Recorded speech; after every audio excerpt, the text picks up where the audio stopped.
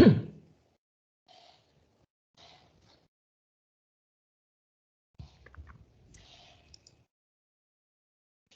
lagi, perkuliahan akan segera kita mulai, jadi tolong dinyalakan kameranya.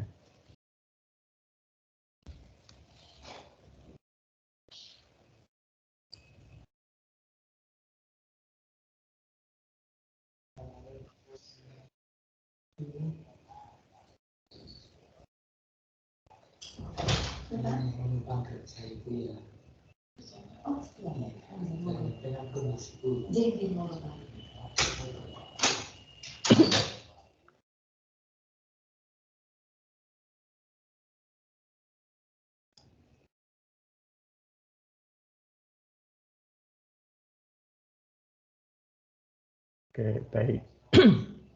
Selamat pagi semuanya. Untuk ujian tengah semester, saya belum selesai untuk koreksi, jadi saya belum bisa mengumumkan nilainya. Nanti begitu selesai akan saya umumkan. Ya, karena juga jawaban dari Anda itu harusnya tiap-tiap orang beda gitu ya, maka membacanya dan menilainya harus lebih teliti.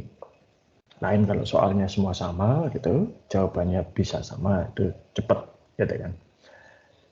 Baik, jadi itu nanti akan kita lakukan. Lalu juga mungkin Anda sudah tahu bahwa kita akan memulai perkuliahan tatap muka terbatas mulai hari ini.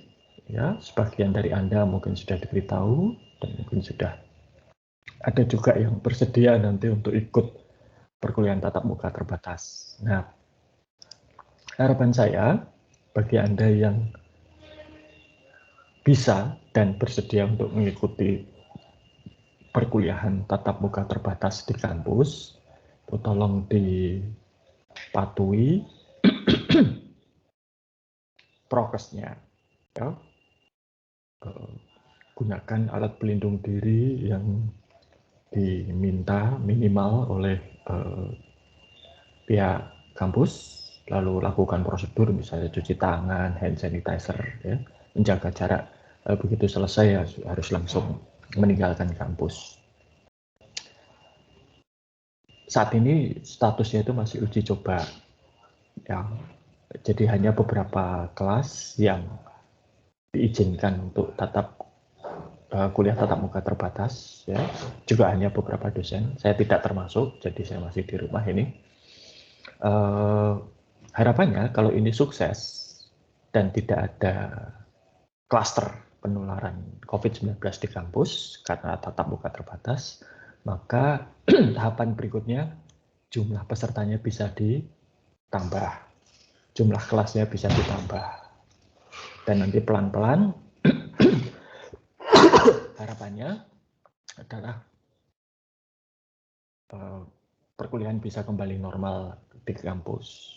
Mungkin model seperti ini dengan online atau hibrid tidak akan ditinggalkan karena Atmajaya sudah selama masa pandemi sudah investasi peralatan, pelatihan, SDM yang khusus untuk menangani pembelajaran jarak jauh seperti ini, ya itu tidak akan ditinggalkan. Tetapi interaksi sosial dengan tatap muka di kampus itu diharapkan bisa pulih seperti sebelum masa pandemi.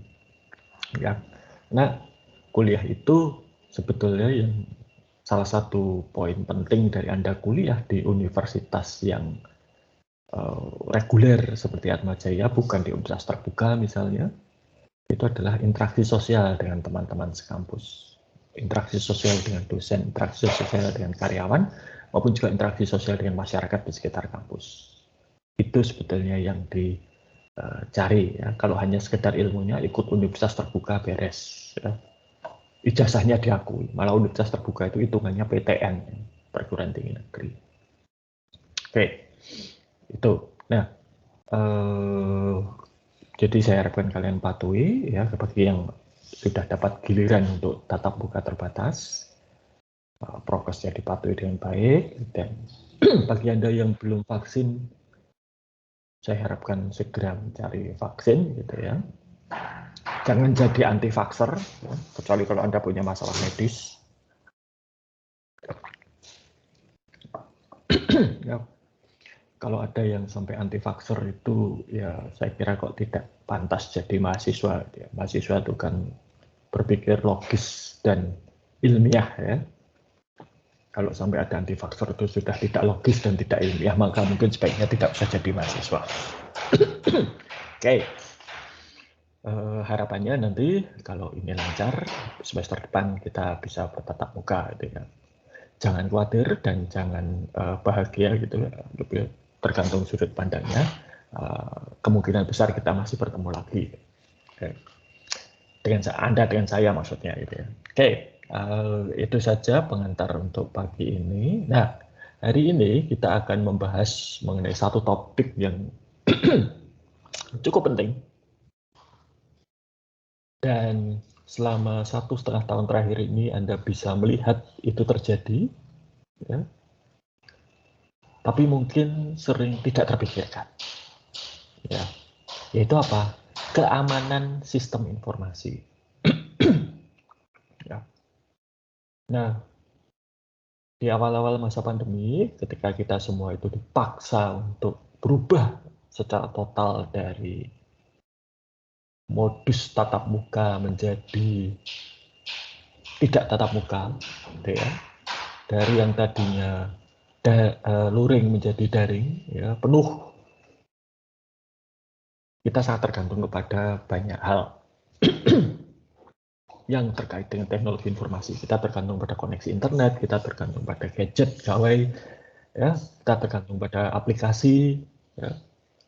Yang untungnya setidaknya kalau di Jawa ya itu sudah banyak aplikasi sistem yang membantu kita untuk bisa benar-benar hidup dari rumah, ya. Bekerja dari rumah bisa, sudah dibuktikan. Publikasi dari rumah, saya bekerja dengan membuat tulisan, mempublikasikannya, buat buku, menerbitkan buku, semua saya lakukan dari rumah, tidak perlu bertemu dengan orang lain. Bisa koordinasi bisa dilakukan dengan Microsoft Teams. Saya beberapa kali terlibat penyelenggaraan acara kuliah umum maupun seminar dalam rangka ulang tahun prodi, koordinasinya lewat WhatsApp. Ya, jadi itu semua bisa. Bahkan ada layanan pesan antar. Ya. Belanja sama ada layanan pesan antar. Marketplace juga banyak ya. Saya tuh di Tokopedia malah naik peringkatnya ke user platinum gara-gara sering belanja gitu kan. Berbagai kebutuhan yang biasanya saya harus ke luar rumah membeli di toko itu saya beli lewat Tokopedia gitu kan. Oh ya, saya nyebut merek Tokopedia ini karena salah satu foundernya adalah alumnus Atmajaya gitu ya. Jadi ya bolehlah diiklankan gitu kan, mau melarisi alumni. Dan kita boleh berbangga ya, salah satu alumni kita itu menjadi founder e-commerce terbesar kedua di Indonesia ya, setelah Gojek tentunya, Tokopedia. Oke, nanti kita bahas Tokopedia itu secara khusus gitu kan. Baik. Nah, tapi ketika kita mulai beralih dari luring ya, offline menjadi full online, setahun yang lalu kalau Anda ingat itu ada banyak cerita-cerita horor ya. Pertama adalah yang menimpa Zoom misalnya. Zoom itu adalah salah satu aplikasi yang paling banyak digunakan untuk video conferencing. Ya, ternyata pada waktu itu ada satu Zoom itu ternyata tidak aman. Ada kasus ini sidang terbuka dokter, ya. Jadi sidang ujian terbuka dokter di Amerika Serikat di mana salah seorang calon dokter itu mempertahankan disertasinya di hadapan panitia penguji menggunakan Zoom. Tiba-tiba ada user yang tidak diundang masuk dan mengacaukan jalannya sidang tersebut. Ya, bisa dibayangkan, ya di Amerika Serikat tuh kalau doktoral itu 5 tahun, 6 tahun, 7 tahun gitu ya. Dan hari ujian itu adalah titik kulminasi atau puncak dari perjalanan selama bertahun-tahun itu dipertahankan di depan panitia. Itu adalah saat yang paling penting di dalam perjalanan hidup seorang mahasiswa doktoral dan tiba-tiba diganggu oleh orang-orang yang tidak bertanggung jawab. Di Singapura banyak sekolah-sekolah SD, SMP di mana pesertanya itu adalah muridnya itu adalah anak-anak di bawah umur menggunakan Zoom untuk pelajaran jarak jauh. Ternyata ada orang-orang tidak bertanggung jawab membajak sesi Zoom dan kemudian membagikan materi pornografi yang tidak layak dikonsumsi oleh anak-anak di bawah umur. Ya, kalau seperti Anda sudah dewasa, ya terserah gitu ya, urusan pribadi masing-masing. Tapi kalau anak-anak di bawah umur, tentunya itu tidak layak, gitu ya, tidak pantas. Nah, lalu juga terdengar kabar bahwa data dari Tokopedia di sini itu bocor ke publik. Ya. Datanya berhasil dicuri orang. Untungnya, nah ini untungnya ya, orang Jawa selalu ada untungnya gitu.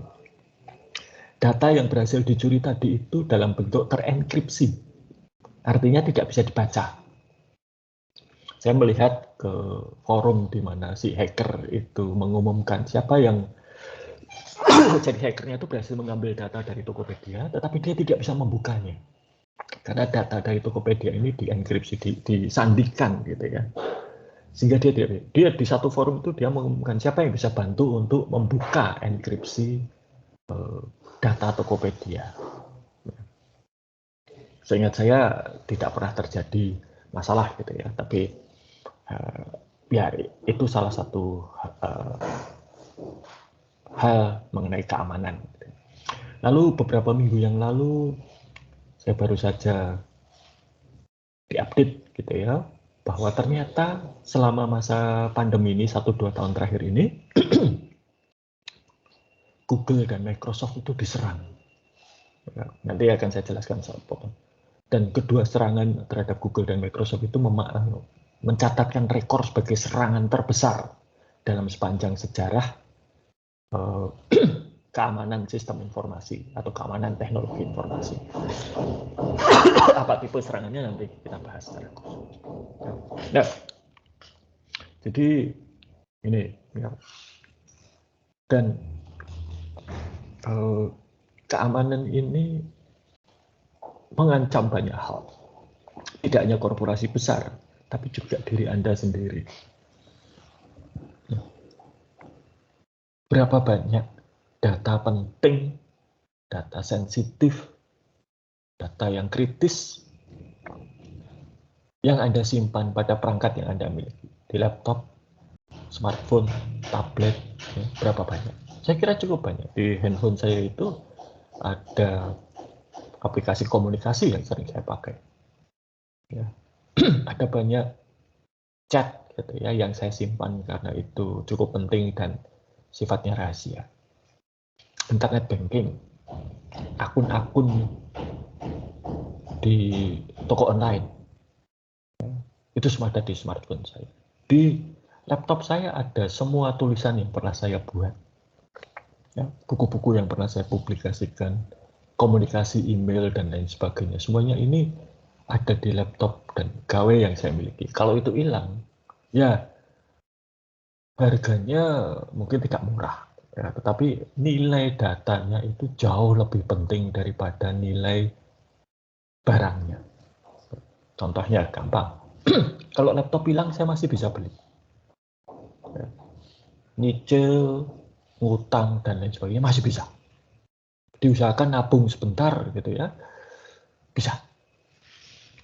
Tapi kalau foto-foto anak saya ketika dia bayi, video yang saya buat ketika dia masih bayi, itu tidak bisa digantikan. Saya nggak mungkin menyuruh anak saya menjadi bayi lagi lalu saya rekam. Ya kan? Ulang tahun Anda yang ke-17 tidak mungkin diulang lagi. Ya. Ya mungkin saja diadakan pesta lagi gitu. Tapi kan rasanya sudah beda, Anda sudah tidak 17 tahun lagi gitu kan. Ya. Momen-momen itu. Dulu pernah ada ya, jadi kalau wisuda itu kan sering ada jasa foto-foto gitu ya. Nah, waktu itu ada wisuda, salah satu penyedia jasa foto wisuda di Jogja ini pasang outlet di kampus untuk wisuda. Mereka motret, dan karena pakai kamera digital, datanya disimpan dalam SD card, lalu dibawa ke tokonya ya, tempat fotonya itu, toko fotografinya itu, dan untuk diunggah ke komputer mereka untuk diolah. Jadi kalau foto itu sebelum, kalau Anda foto wisuda ini kan perlu waktu untuk mengolah itu supaya kelihatan bagus gitu ya. Ternyata kemudian harddisknya rusak. Semua foto wisuda hari itu hilang semua. Ya. Lalu bagaimana? Ya akhirnya terpaksa si toko fotografi ini udah menghubungi satu persatu orang yang pesan foto pada mereka dan sudah dipotret, kemudian disewakan pakaian wisuda, background dan lain sebagainya, diminta untuk foto ulang. Ya momennya sudah hilang, sudah nggak wisuda gitu ya. Saya nggak tahu apa yang terjadi, tapi itu bisa saja terjadi. Jadi keamanan data kita itu juga untuk data-data yang penting. Oke. Sorry. Saya akan share screen sekarang.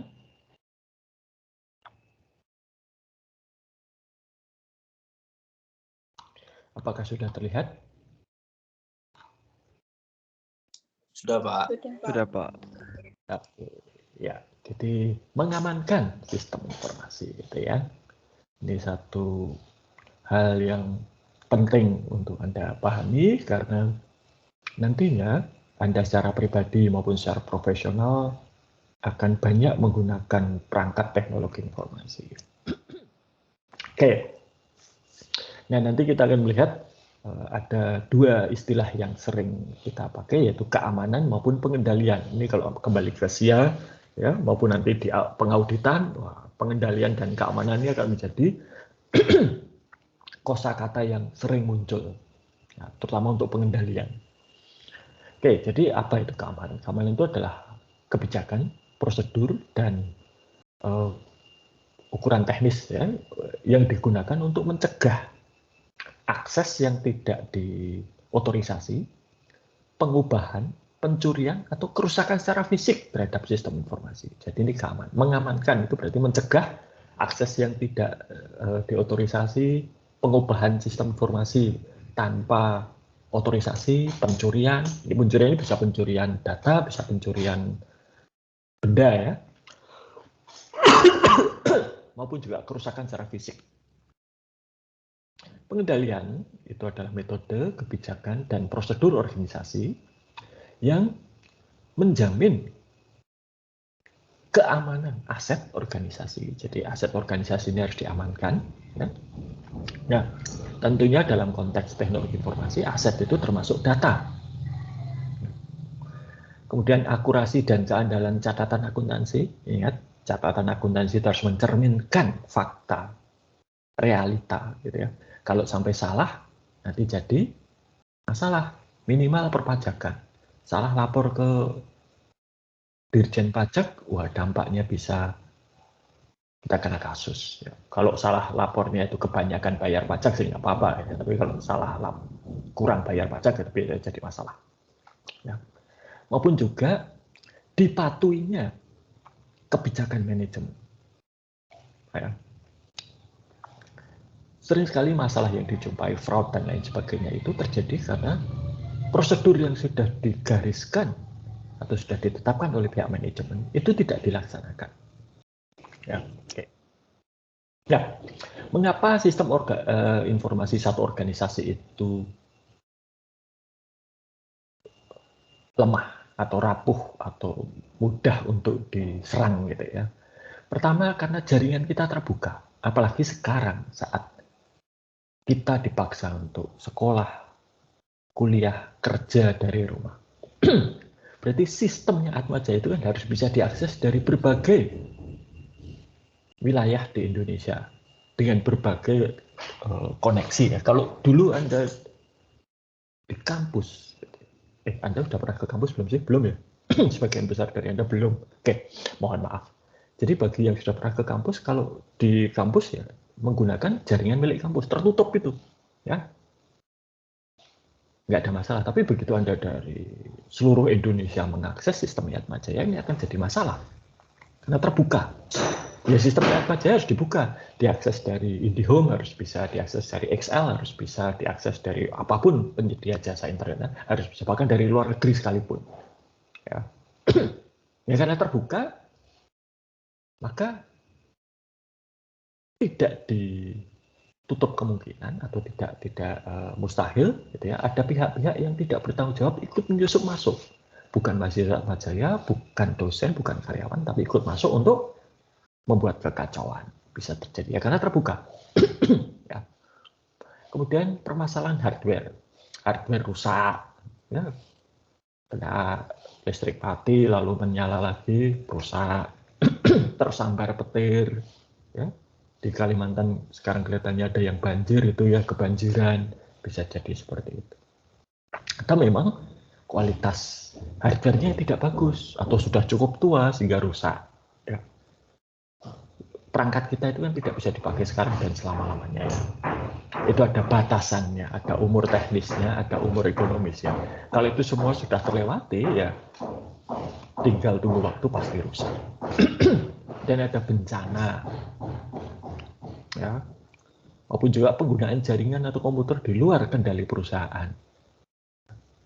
Ini seperti kalau komputer yang Anda pakai itu berada di kampus Atmajaya, itu bisa diamankan dengan mudah. Tapi kalau itu komputer Anda sendiri, setelah dipakai kuliah, mengakses jaringannya Atmajaya, Anda pakai untuk aktivitas lain dan kena virus, ya Atmajaya nggak bisa ngapa-ngapain. Ya kan? Lalu ini, nah, hilangnya atau pencurian pada perangkat portable, perangkat bergerak. Handphone, saya pernah kecurian handphone, gitu ya. Laptop dicuri, ada kasus seperti itu. Saya belum pernah, tapi kalau handphone dijamret pernah. Ya. Kemudian hilang, ya, tertinggal di satu. Ini saya juga pernah ini handphone tertinggal di bandara, ya, pernah. Nah, padahal seperti saya katakan tadi, di dalam perangkat saya itu ada banyak informasi-informasi rahasia yang tidak boleh diketahui oleh orang lain. Internet banking misalnya, ya. Ini, maka ini terjadi. Perangkat bergerak itu punya kelemahan, yaitu gampang dicuri maupun gampang hilang. Ya. Oke. Nah, jadi kita bisa melihat kalau model seperti yang kemarin, ya, yang kita bahas jaringan itu, dari sisi klien sampai nanti ke sistem, itu ada banyak sekali ancaman-ancaman yang terjadi. Coba bisa dilihat dari sisi klien, bisa error, bisa dicuri.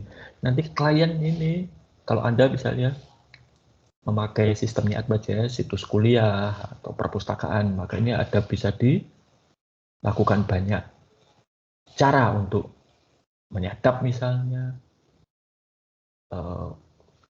ataupun juga serangan-serangan yang kita bahas. Lalu di server sendiri ada nanti ada hacking, ada malware, ya, ada pencurian, ada vandalisme, dan ini tadi yang saya bicarakan, denial of service attack. Ini yang tadi saya katakan Google dan Microsoft itu sekarang memegang rekor nomor 1 dan nomor 2 denial of service attack terbesar, nanti kita bahas secara khusus. Nah, tetapi ancaman paling besar terhadap sistem itu sebetulnya adalah dari dalam. Misalnya Anda menyerang BCA, bisa nggak Anda menyerang sistem BCA? Wow, bisa sekali. Tapi tidak mudah, karena sistemnya BCA maupun perbankan modern itu dilindungi dengan sangat baik. Ya, dari serangan dari luar. Tetapi kalau dari dalam itu lain lagi. Kalau ternyata administratornya BCA yang mencuri data, wah ini susah. Dulu di awal tahun 2000 itu ada satu kasus gitu ya, bahwa tiba-tiba muncul kartu BCA yang digunakan oleh orang lain. Jadi nasabah BCA atau Mandiri ya, saya lupa, tapi kelihatannya BCA waktu itu. Nasabah BCA itu tiba-tiba rekeningnya berkurang, padahal tidak merasa mengambil, ya, dikuras melalui ATM. Wah, setelah dilihatnya ternyata pelakunya itu menggandakan kartu ATM milik nasabah BCA. Dan kemudian dengan teknik khusus mereka itu merekam ketika nasabah BCA yang bersangkutan itu bertransaksi di ATM. Jadi mereka merekam PIN-nya. Itulah mengapa sekarang kalau Anda lihat di beberapa mesin ATM, di bagian papan kunci untuk memasukkan PIN itu ditutup, ada penutupnya. Karena dulu 20 tahun yang lalu itu pernah ada yang naruh kamera di situ untuk merekam. Jadi orangnya itu membuat kartu debit double, ya, kedua. Jadi kartu debit aslinya dipegang oleh, lalu dia buat kartu debit lain yang sama, kemudian dia merekam ATM. Jadi dengan melihat nomor kartu debitnya, dia menggandakan kartu, kemudian dia melihat PIN-nya. Nah, setelah PIN-nya tahu, dia gunakan kartu itu untuk menguras rekening nasabah BCA. Nah, bagaimana dia bisa punya data kartu? Ternyata orang itu dulu pernah bekerja di card center-nya BCA. Jadi bagian dari BCA yang mengelola kartu. Lalu dia keluar dari BCA, tapi ketika keluar itu dia mencuri data kartu milik nasabah BCA.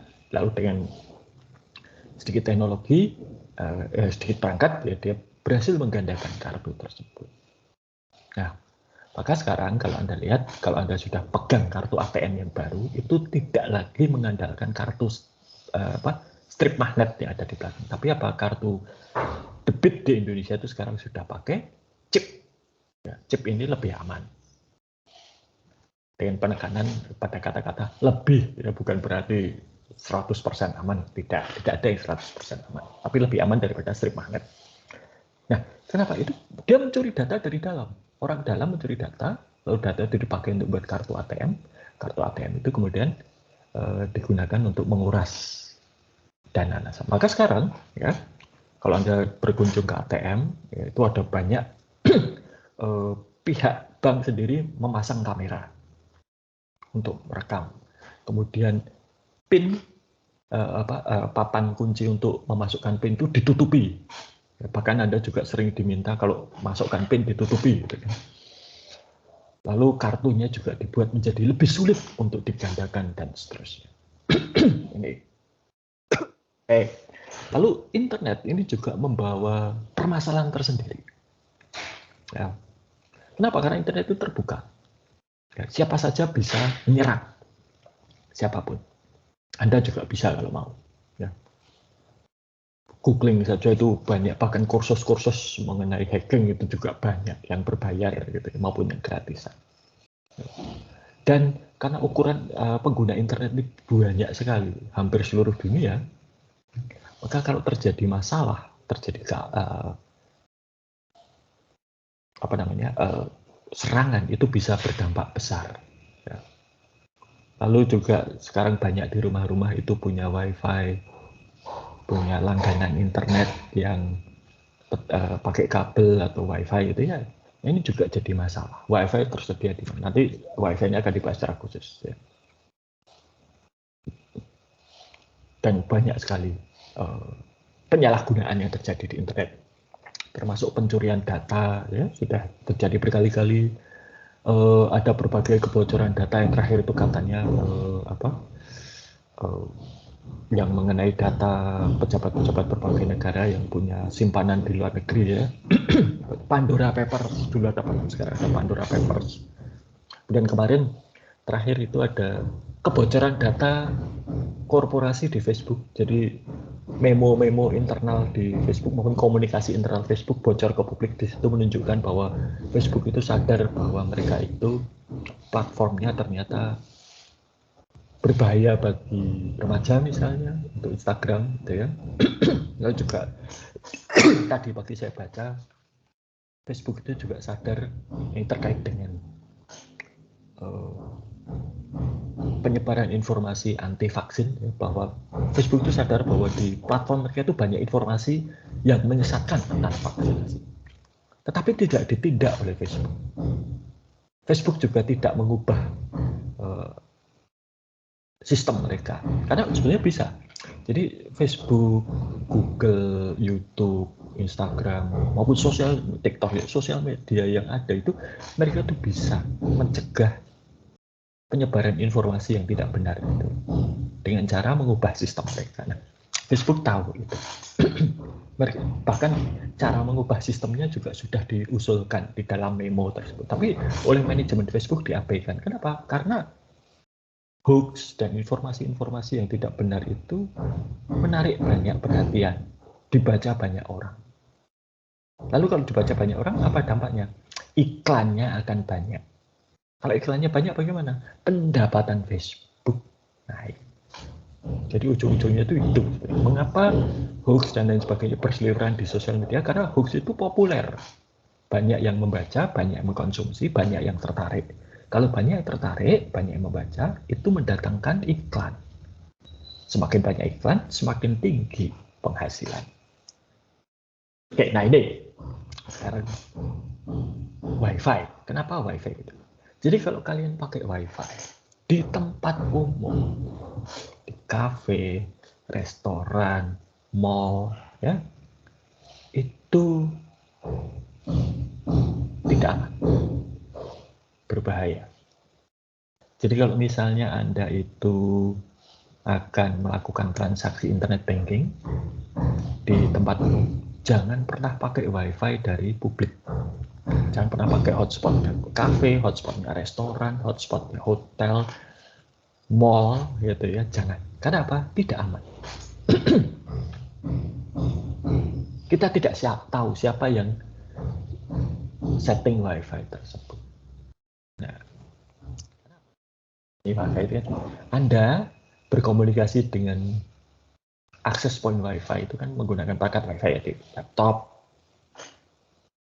tablet atau smartphone Anda. Ya. Nah, komunikasi terjadi menggunakan gelombang radio. Orang lain dengan perangkat Wi-Fi yang sama dan aplikasi yang tepat itu bisa menyadap ini semua.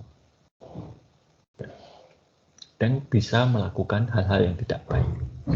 Maka minimal yang terjadi itu adalah ketika Anda itu menggunakan Wi-Fi untuk internet banking misalnya, nah itu informasi mengenai internet banking Anda bisa disadap oleh orang lain. Maka kalau di tempat umum Anda akan melakukan transaksi keuangan atau mengakses data-data yang sensitif, ya, yang orang lain tidak boleh tahu, jangan gunakan Wi-Fi, gunakan koneksi seluler. Ya. Wi-Fi itu menggunakan frekuensi bebas, itu frekuensi 2,4 dan 5 GHz. Dua frekuensi itu bebas digunakan oleh siapapun tanpa izin dan tanpa pengawasan. Ya, relatif bebas. Sehingga siapapun bisa mengakses. Nah, tapi kalau Anda menggunakan telepon seluler atau koneksi seluler itu frekuensinya tidak frekuensi bebas. Itu frekuensi yang diatur pemerintah. Dan hanya beberapa perusahaan tertentu yang punya hak untuk menggunakan frekuensi. Peralatan untuk menggunakan itu pun juga tidak mudah dan tidak murah. Maka lebih aman daripada Wi-Fi. Ya ini. Lalu akses point ini. Kita tidak tahu siapa yang menyediakan fasilitas Wi-Fi di tempat publik. Kalau di rumah kan Anda tahu itu Anda sendiri yang setting atau orang lain yang setting, yang Anda percaya sehingga aman dipakai. Di kampus juga demikian. Wi-Fi di kampus itu disediakan dan disetting oleh kantor sistem informasi UAJY, aman. Tapi kalau di tempat publik kan kita tidak tahu. Ya. Anda padahal mengirimkan data melalui ini. Bagaimana kalau di sini itu ternyata disadap oleh penyedia jasa Wi-Fi-nya? Bisa jadi seperti itu. Ya, maka hati-hati. Kalau di tempat umum menggunakan Wi-Fi, pakai saja yang kalau misalnya menggunakan untuk hal-hal yang ya tidak kritis lah ya, untuk misalnya cari restoran terdekat gitu ya, atau cari diskonan boleh gitu ya, tapi jangan untuk transaksi. Berikutnya, ancaman berikutnya itu adalah malicious software. Ini yang sering dikenal dengan istilah virus ya. Dan ada spyware ya. Nah, malicious software itu adalah software yang dirancang khusus untuk tujuan-tujuan negatif, malicious. Ya. Ini ada virus ini biasanya menyerang kemudian melakukan perusakan terhadap sistem. Ada worms, kalau worms ini sebetulnya tidak merusak, tetapi worms ini biasanya kemudian menggandakan diri sedemikian banyak, ya, sehingga nanti sistemnya penuh. Ya, jadi worm itu dia akan menggandakan diri di dalam hard disk misalnya, sehingga hard disk Anda penuh. Atau kalau misalnya menggandakan diri di dalam jaringan, jaringannya penuh sehingga nggak bisa dipakai. Ya, pun ada banyak malware-nya, ada mobile device, ya, terutama Android ini biasanya, ya, yang lebih banyak malware-nya. Jadi kalau Anda instalasi aplikasi Android, hati-hati, ya, terutama aplikasi-aplikasi yang tidak melewati Google Play Store. Social network malware juga banyak, ya. Ini ada ransomware. Wah, ini sekarang yang cukup berbahayanya ransomware. Ransomware itu apa? Jadi ransomware itu adalah satu virus khusus yang ketika dia menginfeksi sistem Anda, ya, menginfeksi komputer Anda misalnya, maka semua data di dalam komputer Anda itu akan dienkripsi, diacak oleh ransomware sehingga tidak bisa diakses. Nanti foto, video, tulisan, aplikasi semuanya tidak bisa diakses.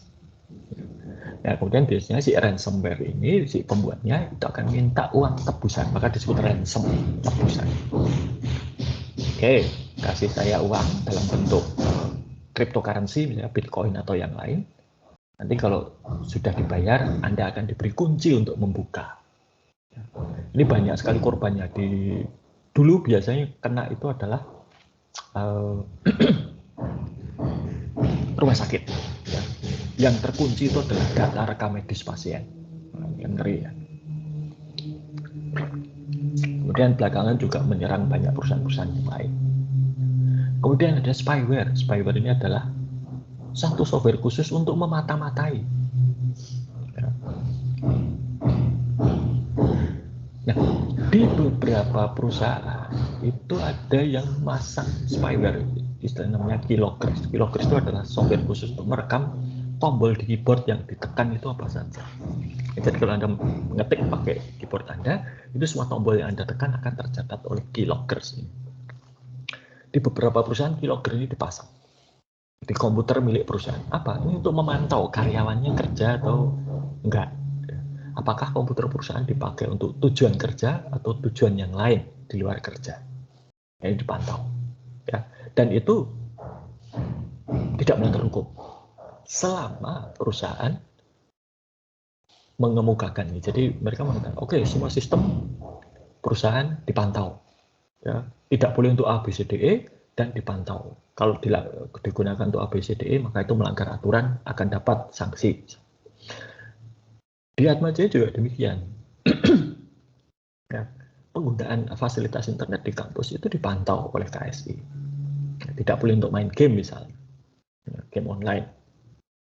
Tidak boleh untuk hal-hal yang melanggar hukum. Ya. Nah, dan itu dipantau. Sehingga kalau terjadi pelanggaran, itu bisa dikenai sanksi. Ya. Ini. Nah, dan pelakunya, ya. Pelakunya itu biasanya sering disebut hacker. Tapi beberapa tahun yang lalu, sebenarnya gini, hacker itu adalah satu istilah yang mengalami peyoratif atau perubahan makna ke arah yang negatif. Ya. Aslinya hacker itu, hack itu artinya, kalau Anda pernah melihat ada video misalnya live hacks gitu ya. Hacking itu sebenarnya adalah, kalau komputer hackers itu orang yang suka ngotak-atik komputer. Menjadikan komputer tersebut menjadi lebih berguna, menjadi komputer lebih cepat, menjadikan komputer itu bisa melakukan hal-hal yang tidak didesain sebelumnya, dan seterusnya. Jadi lebih pada kreativitas.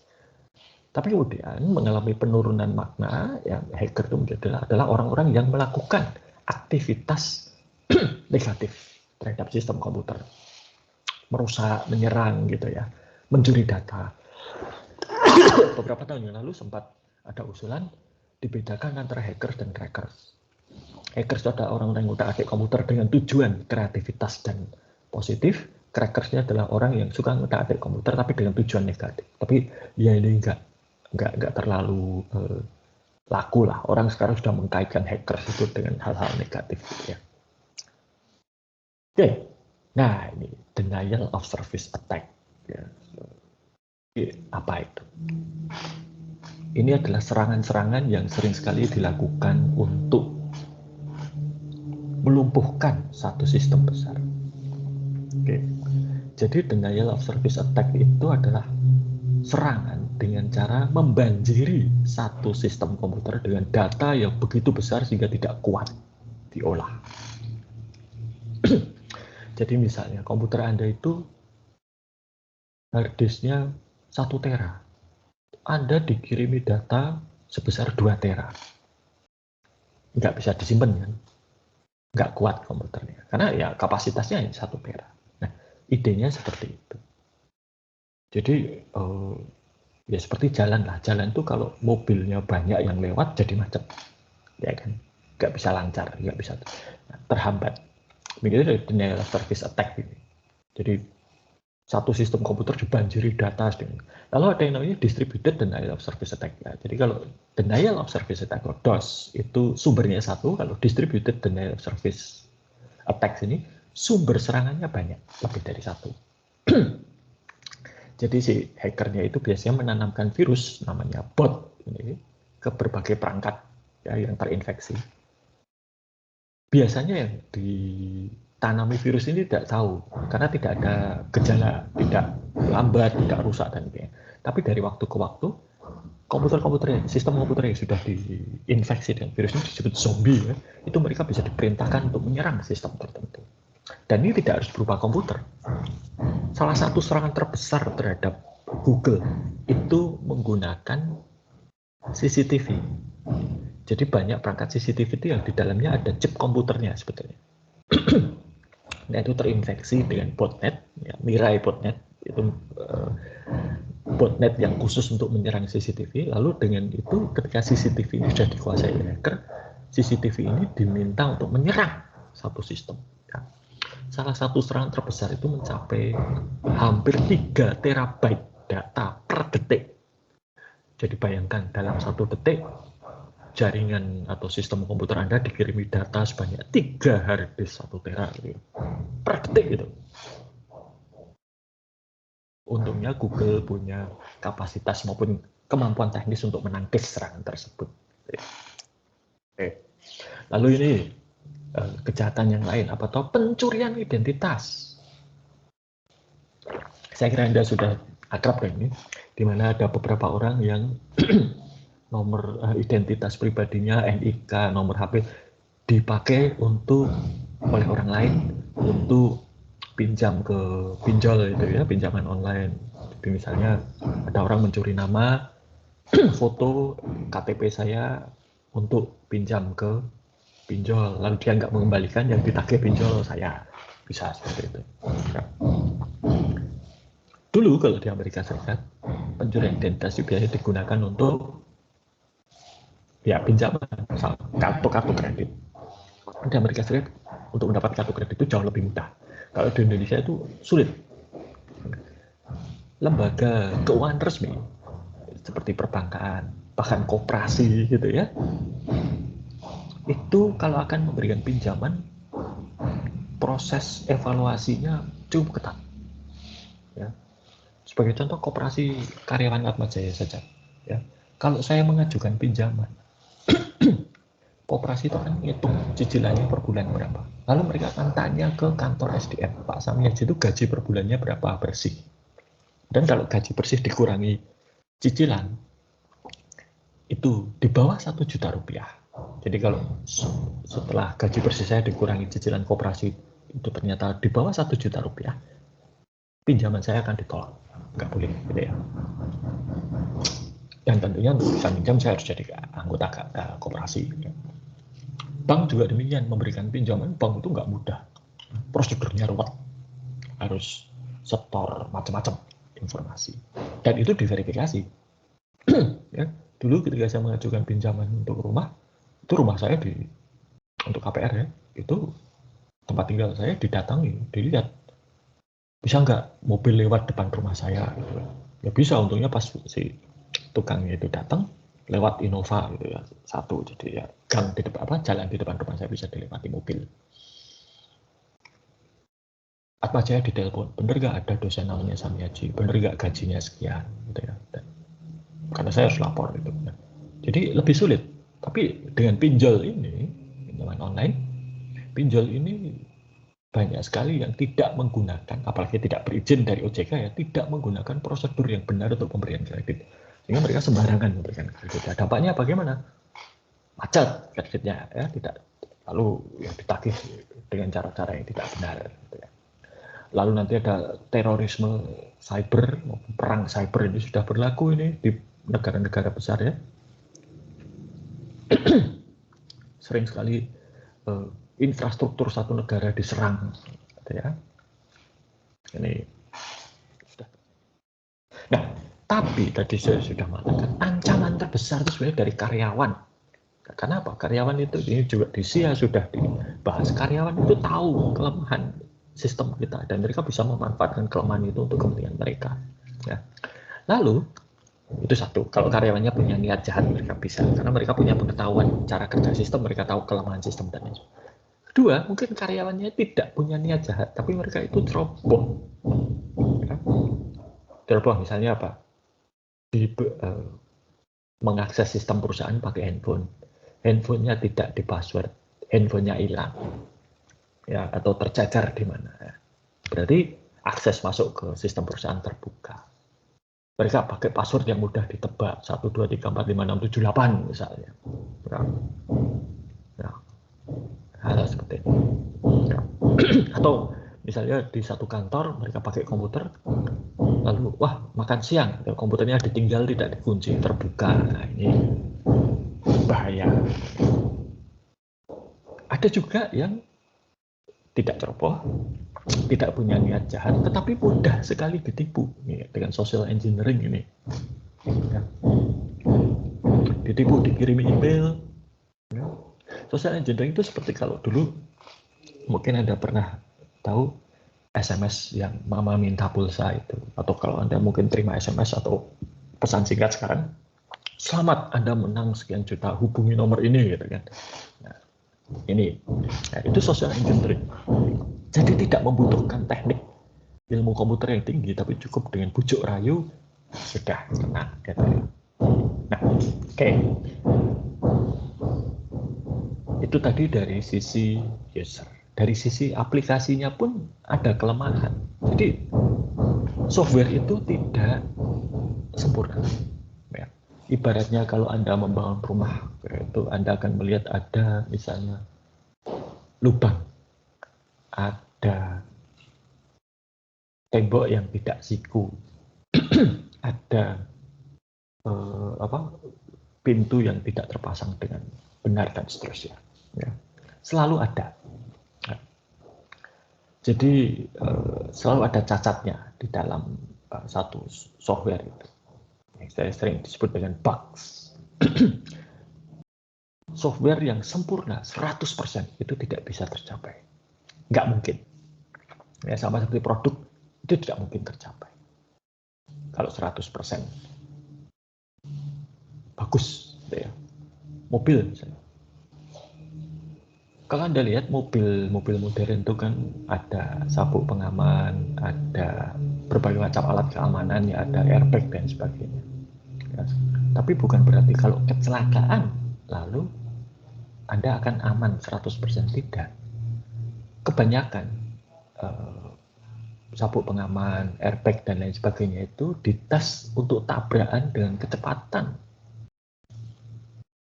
sekitar 70 km per jam, 40 mil per jam.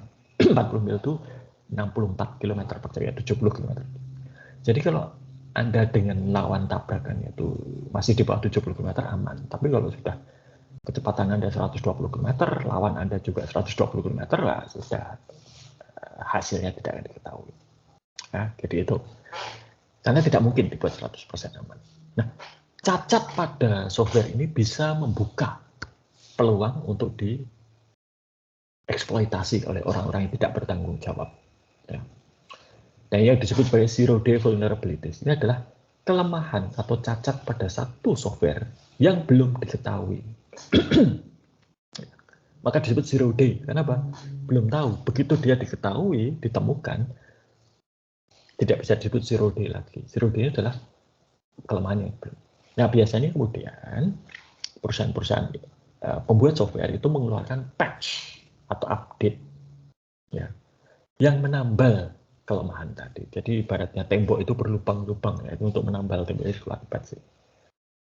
Microsoft misalnya itu setiap hari Rabu minggu kedua dalam tiap bulan itu mereka akan mempublikasikan update terhadap sistemnya, dan update itu ada sebagian yang patch yang menambal kelemahan atau kebocoran.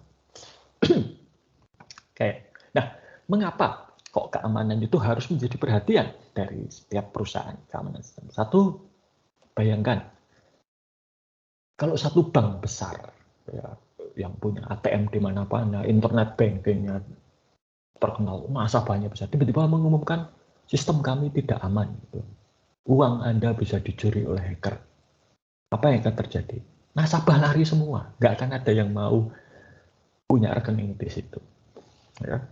Nah, maka sistem komputer yang gagal ini bisa berdampak pada hilangnya fungsi bisnis. Anda lihat saja kemarin ketika IndiHome itu mengalami gangguan. Gangguan itu kan bukan itu karena kabelnya putus ya. Itu kan bukan masalah keamanan, tetapi gangguan seperti itu saja dan IndiHome Telkom harus memberikan kompensasi pada para pelanggannya. Belum lagi dicaci maki dan dikutuk oleh orang se-Indonesia ya yang mengalami gangguan. Lalu banyak data-data internal perusahaan yang tidak seharusnya menjadi konsumsi publik. Ya, data keuangan, data personal, rahasia dagang, ya, produk baru yang belum diluncurkan, strategi. Beberapa tahun yang lalu itu Sony Pictures, perusahaan film, itu jaringan mereka dihack. Lalu di situ hackernya berhasil mencuri naskah-naskah film yang belum diluncurkan. Jadi bahkan belum syuting, itu baru naskah yang sudah disetujui untuk dibuat filmnya. Dan itu akan menjadi masalah. Belum lagi kalau kemudian ternyata data pelanggan bocor. Dan kemudian si pelanggan itu dirugikan. Jadi misalnya Anda jadi nasabah bank. Data Anda dicuri oleh orang dari bank tersebut dan dipakai untuk mengajukan pinjaman online. Anda dikejar-kejar pinjol. Nah, kalau Anda kemudian bisa menemukan bahwa kebocoran data dari bank, Anda bisa menuntut bank tersebut untuk bertanggung jawab. Nah, oke, jadi lalu ada juga banyak aturan-aturan ya. Kalau ini di Amerika Serikat ya ada HIPAA, Gramm-Leach-Bliley, Sarbanes-Oxley. Di Indonesia juga ada Undang-Undang ITE misalnya. Ya. Kemarin itu ada kasus di mana salah seorang anggota kepolisian memaksa seseorang yang mereka periksa untuk membuka HP-nya. Itu nggak boleh. Ya. Tidak boleh. Karena isi HP itu dilindungi oleh Undang-Undang ITE. Meskipun Undang-Undang ITE itu banyak banyak publikasi negatifnya ya, terutama terkait dengan kalau digunakan untuk menuntut orang karena pencemaran nama baik di internet. Ya. Tapi Undang-Undang ITE itu juga berguna untuk melindungi data pribadi kita. Namanya saja Undang-Undang Informasi dan Transaksi Elektronik. Jadi, kalau tanpa surat perintah penyelidikan atau penyidikan, itu nggak boleh aparat kepolisian itu memaksa Anda membuka handphone Anda. Nggak boleh gitu. Ya. Nah, aturan seperti itu. Anda juga nggak boleh misalnya menghack satu sistem, membuka, ya nggak usah menghack sistem. Anda misalnya mencuri data dari teman Anda, itu nggak boleh. Nah, ini melindungi. Ya, melindungi. Jadi kalau data kita dicuri orang dan bocor, ya, itu sebenarnya kita ada perlindungannya, Undang-Undang ITE, meskipun belum sempurna. Ya, tapi sudah ada perlindungan itu. Nah, sekarang yang sedang diusulkan itu adalah Undang-Undang Perlindungan Data Pribadi, terkait nanti misalnya data Anda disalahgunakan orang lain untuk pinjol gitu ya. Nah itu secara spesifik belum ada, tapi sebenarnya Undang-Undang ITE itu kalau ditegakkan saja sudah lumayan melindungi. Ya. Nah kemudian kalau kejahatannya itu melibatkan komputer, tentunya bukti-buktinya juga sering sekali menjadi bukti elektronik. Nah, permasalahan dengan data elektronik itu apa? Data elektronik itu mudah sekali digandakan, nomor satu. Sehingga ketika Anda menemukan data, Anda tidak bisa tahu ini data asli atau bukan. Dua, data elektronik ini juga mudah untuk dimanipulasi. Ya, nah ini ada ilmunya ini, komputer forensik. Ya. Jadi misalnya ya, Anda mengcopy file. Nah, misalnya teman Anda mengerjakan tugas lalu Anda copy ke flash disk, dan flash disk di copy ke komputer Anda, itu sebetulnya ada jejaknya bahwa mana file yang asli itu bisa ketahuan. Ya. Hanya saja sering sekali informasi ini itu tidak kasat mata, tidak kelihatan. Butuh alat dan teknik khusus untuk bisa mengambil informasi. Termasuk misalnya kalau ada foto, gitu ya, foto seorang pejabat atau pesohor itu sedang melakukan hal-hal yang tidak senonoh, itu bisa dilihat kalau foto atau video itu asli atau tidak. Karena kan sekarang ada teknologi namanya deepfake gitu ya. Foto saya bisa ditaruh pada Keanu Reeves misalnya gitu ya. Nah, itu bisa dilihat ini benar Pak Sami aja itu bukan gitu ya. Nah, itu bisa dilihat. Ada tekniknya, ada alatnya. Ya, itu yang komputer forensik. Dan pengendalian, ini Anda sudah tahu, ini sudah pernah di CIA, ya, ada pengendalian umum maupun pengendalian aplikasi. Ya. Pengendalian umum ini dirancang khusus untuk ya semacam sebenarnya kebijakan gitu ya. Bahwa misalnya seperti kalau Anda lihat nanti Anda masuk ke kampus, Anda bisa melihat semua perangkat komputer yang terpasang di kampus itu ada catatannya. Ada catatan kapan belinya, beli dari mana, siapa yang menginstal, ya, dipasang di mana, itu semua ada catatannya. Bahkan nanti ketika komputer atau perangkat yang ada di kelas, misalnya itu diganti, dilepas, diganti, itu nanti juga akan ada catatannya. Jadi ada jejaknya. Kapan komputer ini dibeli, siapa yang masang, kapan dipasang, settingnya apa, itu semua ada catatan. Ya. Setiap kali Anda login menggunakan Anda menggunakan perangkat Anda, itu tercatat juga. Ya, nah ini semua ada ceritanya. Nah, lalu bagaimana kita menanggulangi masalah keamanan? Pertama, kalau kita akan mengamankan sistem, kita harus melakukan yang disebut sebagai risk assessment atau keamanan itu harus berbasis resiko. Kenapa? Keamanan itu hampir tidak ada batasnya. Ancaman itu hampir tidak ada batasnya. Tapi kemampuan kita untuk mencegahnya itu terbatas. Maka ya kita identifikasi dulu tipe-tipe ancamannya apa saja. Seberapa mungkin itu terjadi? Misalnya kebakaran hutan kalau di Jogja itu mungkin terjadi atau tidak? Di kota Yogyakarta. Tidak, karena nggak ada hutan di sini. Kalau ada kebakaran hutan di lereng Merapi sana, ya mungkin tidak akan sampai ke sini. Tapi kalau Merapi meletus, itu ancamannya lebih mungkin. Ya. Di tempat ada banjir mungkin atau tidak? Oh tidak, oke. Tanah longsor bagaimana? Mungkin. Nah, maka itu kemudian dilihat. Nah, kalau terjadi, maka berapa potensi kerugian? Ya. Kalau kita sudah tahu dari satu ancaman itu ada kemungkinan terjadi, ada potensi kerugian, dan kemudian ada bisa kerugian dalam 1 tahun, kita kemudian melihat kalau mencegah ini berapa biayanya. Kalau kerugian itu lebih besar daripada biaya pencegahan, maka itu layak untuk dicegah. Tapi kalau kerugian itu lebih kecil daripada biaya pencegahan, ya sudah, kita nggak usah gitu ya. Karena ini cost benefit gitu kan. Ini contoh ya. Nah ini misalnya. Listrik mati, kemungkinan terjadinya 30%, cukup besar ya di Indonesia, saya kira ini wajar sekian. Kerugiannya ini setahun itu 30.750. Oke, untuk mencegah kalau terjadi listrik mati apa? Oh, beli UPS dan genset.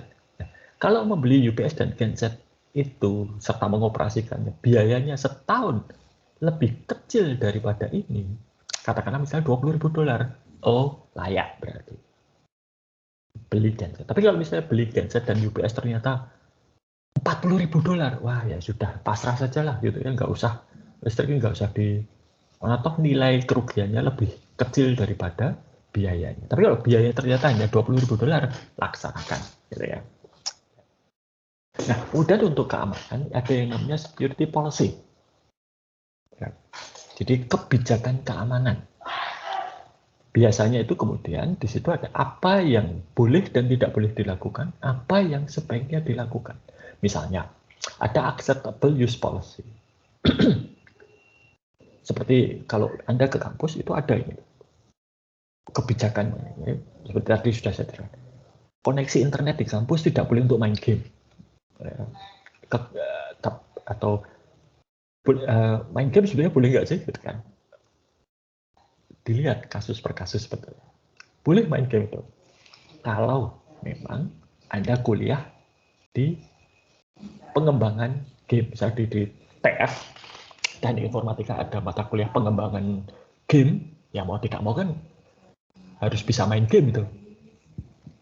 Karena bagian dari itu. Mengakses gambar-gambar anatomi tubuh manusia boleh atau tidak? Kalau itu di fakultas ekonomi mungkin nggak boleh. Tapi kalau itu fakultas kedokteran, wajib hukumnya. Bagaimana orang kedokteran bisa belajar mengenai anatomi tubuh manusia kalau tidak boleh mengakses gambar-gambar anatomi tubuh manusia? Ya, maka ini disebut acceptable use policy. Apa yang boleh di kedokteran mungkin tidak boleh di ekonomi. Apa yang boleh di ekonomi mungkin tidak boleh di kedokteran.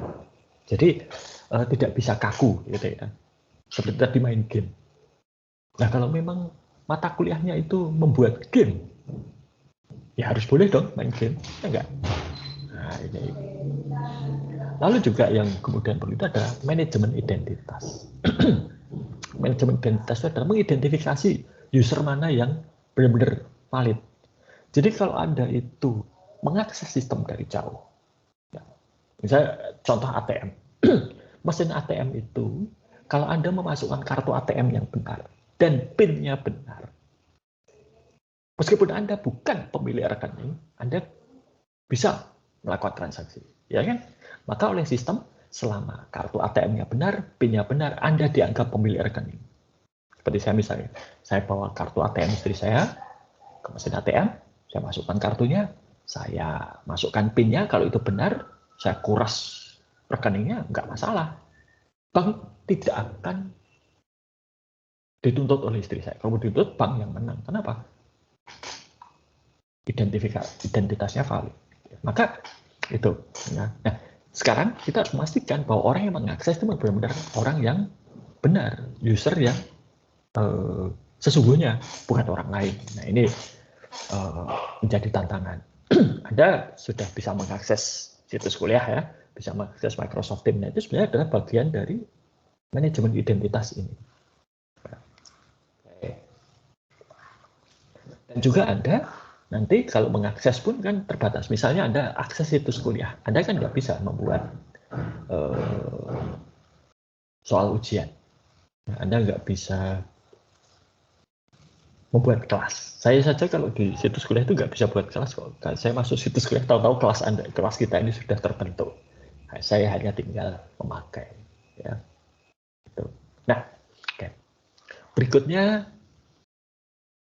tidak ada yang 100% itu akan berhasil atau yakin aman 100% itu nggak ada. Sebaik apapun upaya kita untuk melakukan pencegahan, sebaik apapun upaya kita untuk melakukan mitigasi, pada satu saat sistem kita akan gagal. Apapun itu. Ya. Oke. Mungkin Anda pernah mendengar, saya nggak tahu Anda sudah lahir atau belum, peristiwa 9/11, yaitu ketika gedung World Trade Center di Amerika Serikat itu ditabrak pesawat yang dibajak oleh teroris. Nanti bisa dibaca. Yang tidak banyak diketahui, atau mungkin sudah lupa, jauh sebelum World Trade Center ditabrak pesawat, itu sebenarnya World Trade Center sudah pernah diserang teroris. Caranya bagaimana? Teroris ini memasang bom di satu truknya itu dipenuh isi bom, lalu itu diparkir di basementnya World Trade Center dan diledakkan. Tapi pada waktu itu ledakannya tidak berdampak fatal meskipun juga rusak gitu ya. Itu berhasil diperbaiki. Lalu semenjak itu keamanan di World Trade Center itu ditingkatkan. Orang keluar masuk dicek, kendaraan keluar masuk dicek. Dengan asumsi apa? Dengan asumsi teroris akan menyerang dengan cara itu. Karena kalau cari truk, cari mobil, cari kendaraan roda 4, kendaraan gampang. Tapi kalau pesawat, mereka tidak pernah terpikir pada suatu saat ada orang membajak pesawat dan menabrakkan. Karena mereka apa? Mereka berpikir pesawat itu aman, tidak akan ada pesawat yang nabrak.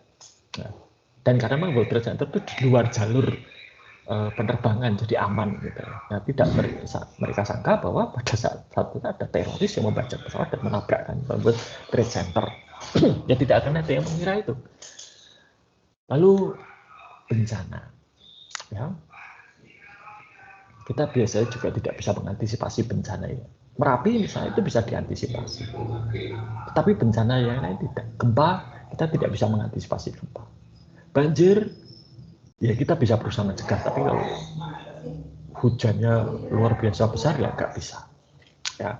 Nah, maka ada yang namanya disaster recovery planning dan business continuity planning. Ini adalah satu perencanaan yang dieksekusi ketika terjadi bencana dan menyebabkan sistem perusahaan kita tidak dapat bekerja. Ya. Ini. Nah, dan pengauditan. Ya. Semua ini nantinya harus diaudit. Audit ini tujuannya apa? Ini terutama pengauditan sistem keuangan itu tujuannya itu untuk memastikan bahwa keamanannya terjaga dan pengendaliannya berjalan. Ada pengendalian dan pengendalian itu dijalankan dengan baik, keamanannya juga baik sampai pada tadi level yang masuk akal, ya. Yang secara ekonomis bisa dipertanggungjawabkan. Ini diaudit. Ya, apakah misalnya kalau memberikan fasilitas laptop untuk karyawan, berapa laptop yang diberikan, ya, siapa saja yang pegang, ada masalah apa, dan semua diaudit. Ya. Nanti ada ini mata kuliah khusus untuk ini. Ya. Nah, ini alat-alat untuk menjaga keamanan itu sudah banyak. Yang jelas satu itu untuk manajemen identitas. Ya. Biasanya kalau untuk login ada username dan password. Ya. Tapi password ini problematis. Problematisnya bagaimana? Kalau password itu mudah diingat, itu mudah ditebak. Kalau atau mudah diketahui oleh orang lain. Kalau sulit diketahui orang lain, itu bisa passwordnya sulit untuk diingat.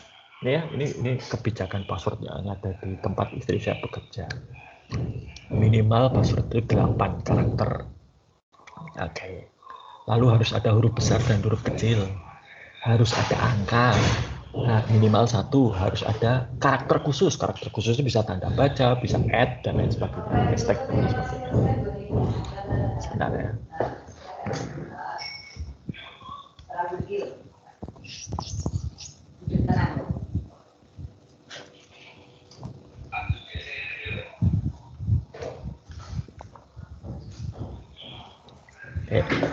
Oke, jadi itu. Kemudian huruf besar minimal 8, huruf besar minimal 1, huruf kecil minimal 1, angka minimal 1, karakter khusus minimal 1. Ya, itu setiap 2 bulan harus diganti. Jadi setiap 2 bulan kalau begitu buka komputer langsung muncul menu ganti password. Ya. Dan password baru tidak boleh sama dengan password yang lama. Nih. Ya sering lupa. Lalu untuk mengatasi itu lalu pakai apa misalnya? Nih, kalau beberapa bank itu mereka menerbitkan token, jadi satu papan kunci khusus itu untuk transaksi. Jadi kalau akan transaksi, misalnya transfer atau bayar tagihan, itu sebelum itu dieksekusi, sistem internet banking-nya akan meminta kode yang dihasilkan oleh token tersebut. Bisa dengan biometrik pakai sidik jari. Ya. Handphone misalnya ini, ya handphone itu Kelihatan Mbak, sorry. Nah. Ini ya, kalau Anda bisa lihat, nah ini ada sidik jarinya ini. Nah ya, itu biometrik. Ya. Nah, itu biometrik. Beberapa laptop juga sudah ada biometriknya. Ya, laptop saya itu ada. Kemudian ada tuh faktor authentication. Nah, itu faktor authentication. Jadi misalnya kalau Anda login ke satu sistem, nanti sistem itu akan mengirimkan kode khusus ke handphone Anda. Nah, kode khususnya harus dimasukkan sebelum Anda bisa terus. Ya, jadi ada 2 kali password. Gitu. Lalu ada firewall. Firewall ini kalau Anda masih ingat video mengenai jaringan, ya, dia itu menutup jaringan.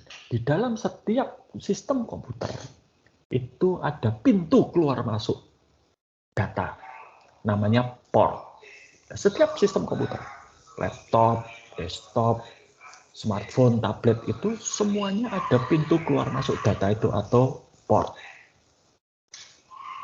Dan setiap unit itu punya 65.536 port. Ya. Yang harus dilindungi. Nah, itu gunanya firewall. Ya. Bayangkan Anda punya satu rumah dengan 65.536 pintu. Dan semua pintu itu harus diawasi supaya orang itu tidak keluar masuk seenaknya. Gitu ya. Nah, makanya praktek terbaik ya, itu adalah begitu saya menginstal satu komputer itu ke 65.536 pintu itu tutup semua. Nah, selesai ditutup. Nanti hanya pintu yang dipakai saja yang akan dibuka. Seperti gambar atau video mengenai jaringan The Warriors of the Net ya. Pintu nomor 80 boleh lewat karena terbuka. Pintu nomor nomor 25 juga boleh, tapi pintu yang lain ditutup. Jadi seperti inilah firewall itu ya. Jadi dari luar lewat sini ya, boleh nggak lewat terus? Oh boleh. Kalau nggak tolak dan seterusnya. Ya. Antivirus jelas ya. Ini saya kira Anda pun di rumah juga pasti disarankan untuk punya antivirus, baik itu yang gratisan atau yang berbayar gitu ya. Lalu kalau Wi-Fi itu ada security namanya WPA dan WEP.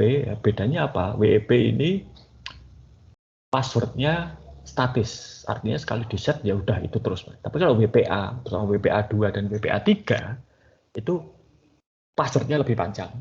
Itu satu. Dan mereka itu secara rutin ganti passwordnya. Ya. Itu terjadi otomatis. Anda nggak perlu mikir ya, yang ini. Lalu ada enkripsi. Nah, ini enkripsi itu apa toh? Nih. Bentar ya.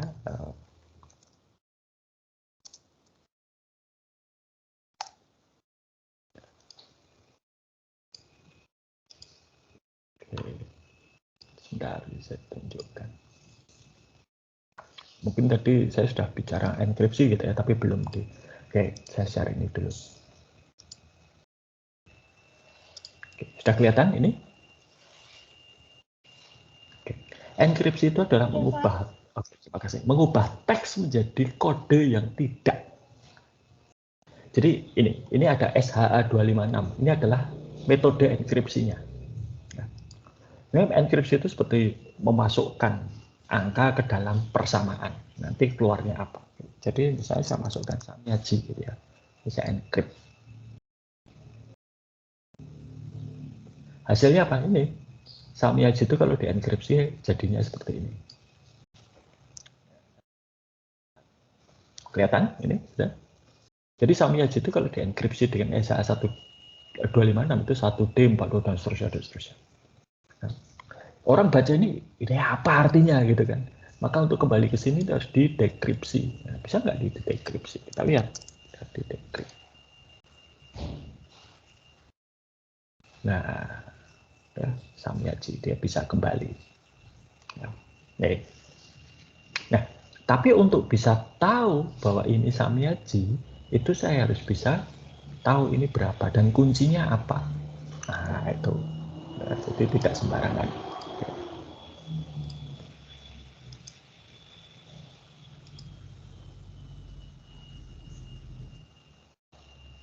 Oke, ya kita teruskan dulu perkuliahannya. Nah, saya share lagi.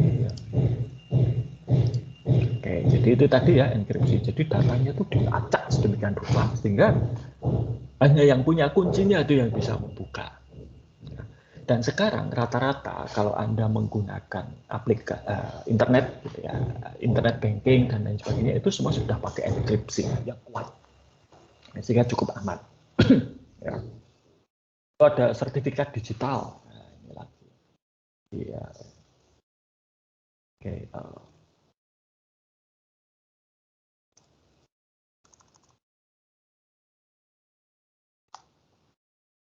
Saya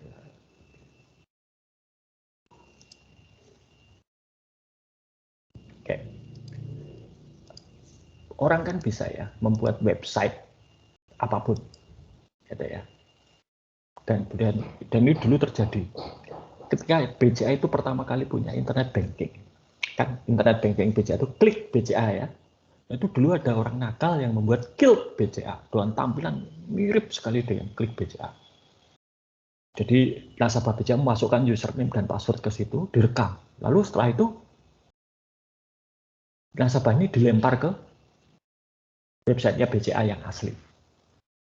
Tapi si hackernya sudah dapat password dan nasabahnya mungkin nggak curiga, oh tadi saya salah mungkin memasukkan password ya, sehingga ketika dilempar ke website BCA yang asli mereka tidak curiga. Nah, oke. Lalu bagaimana kita bisa tahu bahwa satu website itu benar-benar website milik perusahaan yang bersangkutan? Nah, kita bisa melihat yang ini sertifikat digital. Contohnya BCA itu punya ini, DigiCert. Kalau diklik, oh sorry nggak bisa, ini diblokir di rumah saya. Bentar, ya. Jadi saya di rumah itu pasang blokir untuk iklan supaya iklannya tidak terlalu banyak. Oke. Oke, bentar. Nah, oke. Jadi BCA ini ada sertifikatnya. Ya, DigiCert yang mengeluarkan namanya DigiCert ini salah satu perusahaan sertifikat ya. Jadi si perusahaan ini, DigiCert ini ketika menerima data dari BCA, mereka melakukan validasi. Apakah BCA itu memang benar-benar BCA? Maka mereka kemudian melakukan validasi. Nah ini, si organisasinya apa? Oh PT Bank Sentral Asia Tbk. Lokasinya di mana? Diverifikasi, oh di Indonesia. Dan macam-macam. Registrasi dikonfirmasi, alamat dicek, ya. Nomor telepon dicek, alamat email dicek, semuanya dicek. Ya. Nih, bahkan mereka punya level garansi 1,5 juta US dollar garansinya. Ya. Nih, expirednya kapan? Nanti 12 Januari 2022 ini harus diperpanjang sertifikatnya. Tapi artinya apa? Bahwa ada perusahaan yang memastikan bahwa ini memang benar-benar BCA. DigiCert ini termasuk salah satu perusahaan sertifikat yang terpandang lah. Ya. Bank Mandiri juga punya hal yang sama. Ini saya pakai keamanan. Kita bisa lihat.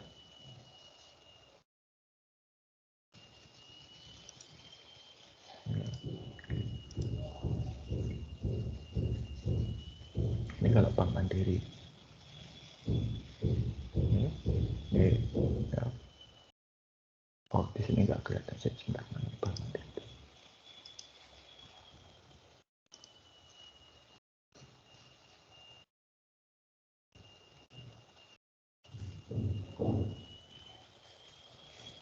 Sertifikatnya nggak kelihatan ya Bank Mandiri. Tapi ada, Bank Mandiri itu punya sertifikatnya, nggak kelihatan itu.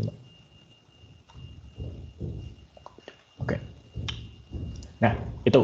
Ya, jadi ada caranya untuk memastikan satu website itu benar-benar asli atau dia abal-abal ya. Itu ada yang menjamin, ya, perusahaan pihak ketiga. Oke. Baik, kita teruskan. Enkripsi tadi, digital sertifikat sudah ya. Oke. Nah, Untuk beberapa perusahaan seperti perbankan misalnya atau toko online seperti Tokopedia itu sistemnya harus tersedia sepanjang segala abad gitu. Nggak boleh mati sedikit pun. Bayangkan kalau sistem perbankan itu mati 1 jam, berapa transaksi yang tidak bisa mereka handle. Padahal per transaksi itu ada biaya. Kemarin Anda mungkin mendengar gitu ya, biaya transaksi antar bank oleh BI ditetapkan 2.500. Nah sekarang kalau bank itu transfer, ada transaksi transfer, 1.000 transfer saja dalam 1 jam. Berarti mereka akan kehilangan berapa itu? 2.500.000 dari transfer saja. Belum lagi yang lain-lain. Belum lagi reputasi bank tersebut. Ya. Maka kemudian ada yang namanya fault tolerant computer system. Ini adalah sistem yang tahan terhadap atau bisa menanggulangi fault itu kesalahan. Ya. Jadi nggak boleh hanya ada satu komputer saja, harus lebih dari satu. Ya. Tidak boleh hanya satu tempat saja, harus ada beberapa tempat. Seperti ketika PT Telkom itu kabelnya putus gitu ya, itu sebetulnya kabelnya PT Telkom itu tidak hanya satu itu, ada lain. Hanya masalahnya kemudian mereka harus mengatur supaya manajemen jaringannya itu tidak lewat kabel yang putus, tapi pindah ke tempat lain. Gitu ya. Lalu bagaimana dengan cloud? Ini ya, cloud. Cloud ini juga keamanan dasarnya disediakan oleh penyedia cloud, tetapi keamanan yang lainnya adalah tanggung jawab kita. Ya. Lalu bagaimana dengan perangkat komputer bergerak, mobile computing? Ini ya, ini yang tadi mobile computing, laptop, tablet, smartphone itu mudah sekali tercecer atau hilang. Ya. Lalu kalau hilang bagaimana? Nomor 1 ya, ini kalau untuk saran pribadi gitu ya, untuk Anda personal. 1, kalau punya nih, nanti saya share saja. Kalau punya perangkat ya, ini saya tunjukkan.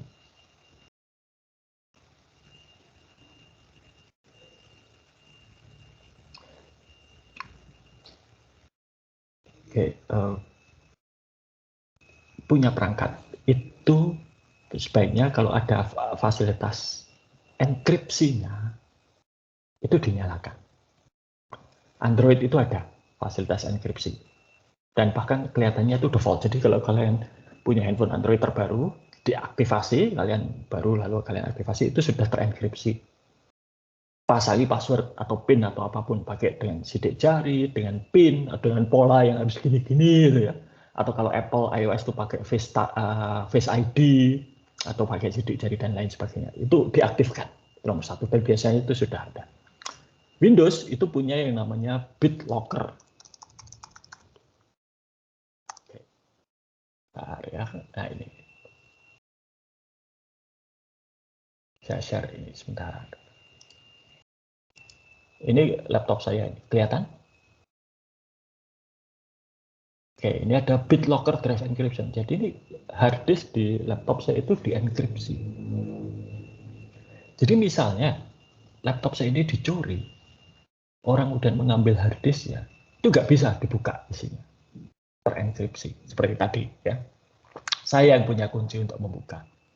Dan saya pernah kuncinya itu hilang, komputernya saya lupa passwordnya, komputernya nggak bisa dibuka.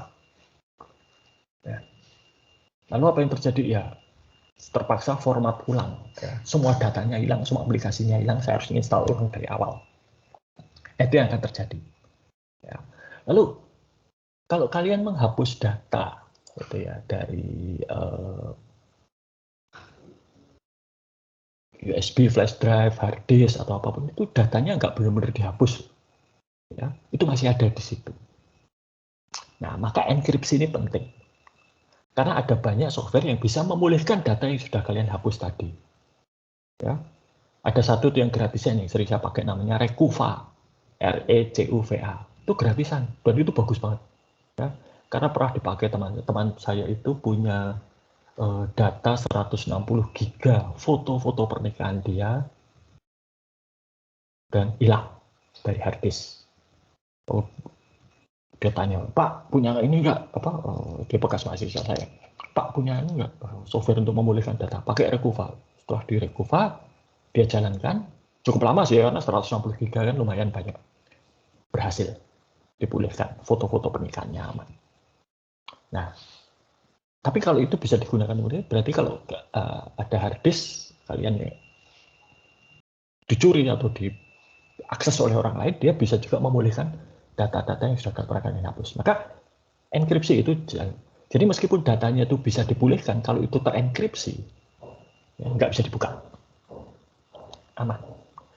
Tapi paling bagus, ya ini saran saya, kalau kalian akan menjual komputer, ya hard disknya dilepas dan dihancurkan. Ya, belikan hard disk baru bekas yang murah-murah gitu saja. Ya. Kalau kalian menjual perangkat kalian, smartphone atau pertama dienkripsi itu sudah pasti ya. Kemudian kedua lakukan factory reset 2-3 kali gitu. Factory reset. Sudah itu aman. Ya, supaya apa? Data itu bisa dipulihkan gitu ya. Apakah kalau sudah dilakukan factory reset tidak bisa dipulihkan? Ya bisa, tapi alat dan kemampuan untuk memulihkan itu tidak banyak yang memiliki. Ya, butuh orang-orang dari NSA di Amerika Serikat misalnya. Ya. Jadi kalau data Anda itu bukan data Anda bukan pesohor itu saya kira kok aman. Ya. Oke. Itu. Oke. Nah, sampai di sini dulu adakah pertanyaan?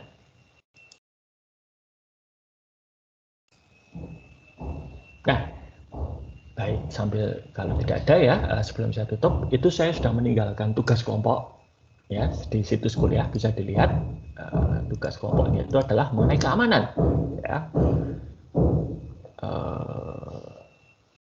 sistem keamanan ponsel ya. Jadi dari kelompok Anda silakan pilih salah satu ya, ponsel dari anggota kelompok Anda pilih satu dan cari informasi mengenai masalah keamanan atau vulnerabilities terhadap dari masalah keamanannya ya, kemudian bagaimana cara mengatasinya. Oke ya. Oke, dikumpulkan sebelum perkuliahan minggu depan. Ada pertanyaan?